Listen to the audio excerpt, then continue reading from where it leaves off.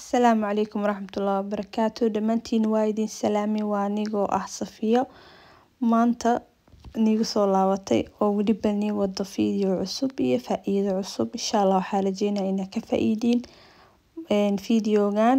haddii aad igu cusub tahay subscribe ii saar, insha Allah waad ka faa'iideysaa channelkayga. sidoo kale like tan ha ka hilmaami videogan haddaa ka heshid ama aad ka faa'iiday.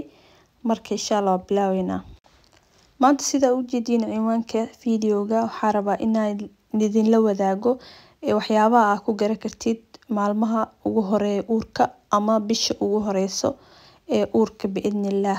insha Allah dhamaantiina soo dhawaada. kulay haddii aad uur leedahay waxaa ku leeyahay hambalyo, maasha Allah, ilaahay ku adkeeyo.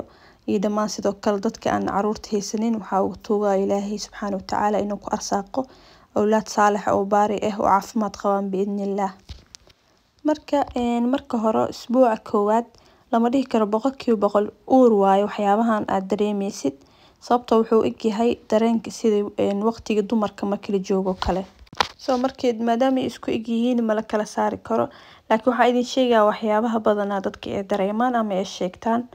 waxaad dareemaysaa madax xanuun oo gees ah ama madaxa dhan inuu ku xanuuno oo waliba si joogto ah. sidoo kale waxaad dareemaysaa xanuun dhabarka dhamaadkiisa xanuunka qabanaa. sidoo kale waxaad dareemaysaa xanuun caloosha hoosteeda ah. waxaa kaloo kugu dhacayo inaad moodkaada qasmo, inay xaaladaada qasmato. cariiriya dareemay inaad faraxsaneen ama inaad mana faraxsanid mana xanaaqsanid, laakiin waxaad dareemaysaa wax culays inuu ku saaran yahay. taasna waxaa keeni karto hormoonkaada isbedelayo. waxaa kaloo dareemaysaa daal fara badan, inaad maanta dhan daalan tahay, korka dhan ku xanuunayo. wax yar oo majhuud yar haddaad samaysid inaad neeftuuraysid oo daal aad dareemaysid, korkaadana adoo waxba qabanin xataa inuu ku xanuuno ama aad dareentid inaad daalan tahay oo rabtid kaliya inaad nasatid ama aad seexatid. sidoo kale gabdhaha qaar waxay dareemaan wareer yar oo aan badnayn, marka waxaa laga yaabaa inaad dareentid wareer isbuuceeda ugu horeeyo. marka isbuuci saddexaad iyo meelahaasna aad maraysid waxaa laga yaabaa inaad dareentid labo oo waqtiga subaxi markaa hurdada kasoo kacdid aad dareemaysaa labo oo ogeyn wax qaldan, wax dhibaato adoo isku ogeyn, adoo jir isku ogeyn, hal mar waxaad dareemaysaa labo min subax adoo hurdada kasoo kacay. marka badanaane way dareemaan dumarka, dadka qaar ma dareemaan, laakiin dadka qaarna badanaa gabdhaha way ka sheegtaan subaxi hore inay labo dareemaan. hadhowtina labada way sii kordhaysaa oo waqtiyada ugu horeeya uurka, bilooyinka ugu horeeya ilaa ay dadka qaar ilaa ay intay ka dhalaan ay dareemaan labo iyo matag. dadka qaarna wuu ka istaagaa, badanaa dadku wuxuu ka istaagaa markay uurkeeda marayo bisha 4aad ilaa bisha 5aad aad meelahaas walaac waqtiga ay u yaqaanaan Soomaalida, kadib wuu ka istaagaa. dadka qaarna subxaanallah ilaa 9 bilood intay ka dhalaan way dareemaan labo iyo matagbo. marka haddii zaaid aad tahayna dhakhtarkaada la xiriiraysaa. marka kaniiniyaal jiro waxyaabo la isticmaalo si looga hortago mataga. waxaa kaloo laga yaabaa inaad dareentid caloosha inay ku fuurto oo aad dareentid maanta oo dhan inay calooshaada fuursan tahay. taasna waxay kamid tahay calaamooyinka lagu garto insha Allah uurka.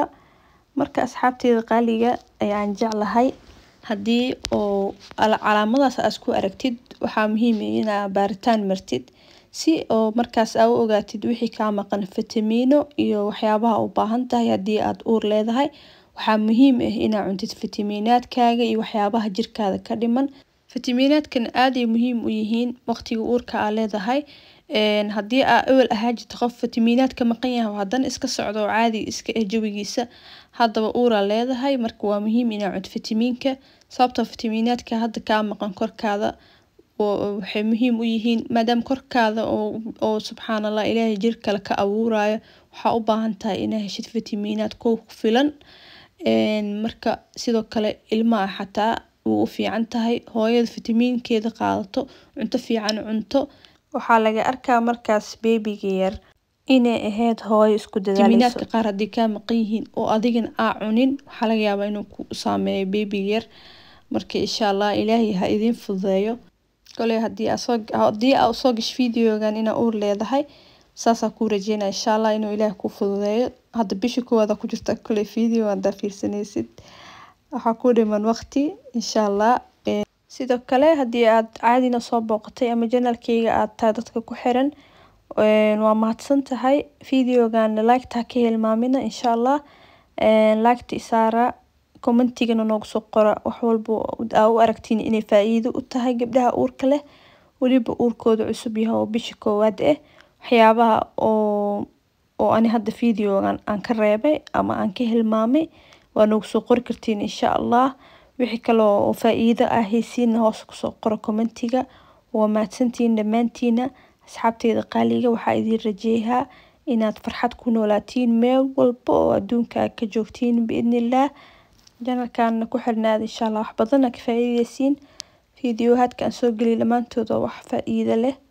aniga channelkayga ma soo dhigo wax bala macna ama mala yacni soo wax walba soo dhigaa waa wax aan jeclahay dadka inaan uga faa'iideeyo intii la gaaray videogan video ku xigo waxa idin leeyahay maca salaamo